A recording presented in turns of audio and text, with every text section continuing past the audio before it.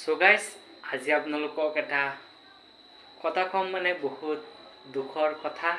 আমাৰ অসমৰ যিটো এটা কণ্ঠশিল্পী জুবিন দা আৰু আমাৰ মাজত নাই। হঠাৎ মোৰ খবৰটো শুনি গাৰ নোম থিয় হৈ উঠিছে। যে জুবিন দা আমাক এৰি গুচি গ'লে বহুতে বেয়া লাগিছে। গোটেই অসমখনেই কান্দি আছে জুবিন দাৰ কাৰণে।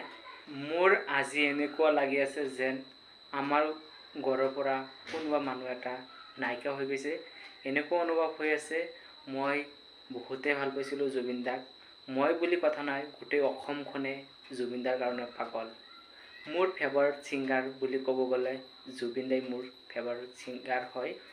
আৰু জুবিন দা য'তে আছে ভালেই থাকক। আপুনি যে আমাক এনেকৈ অকলশৰীয়াকৈ থৈ যাব কেতিয়াও ভবা নাছিলোঁ। জুবিন দা আপুনি ভালেই থাকক, সুস্থ থাকক, সেইটো কামনা কৰিলোঁ। আৰু আপুনি যেন আমাৰ মাজত নাই সেইটো আমি কেতিয়াও অনুভৱ হ'বলৈ নিদিওঁ, কাৰণ আপোনাক আমাৰ মাজত সদায় জীয়াই ৰাখিবলৈ চেষ্টা কৰিম। আপুনি মৰিছে ঠিকেই কথা, আপুনি অমৰ। আপোনাৰ গানবোৰ আমাৰ মাজত চলি থাকিব।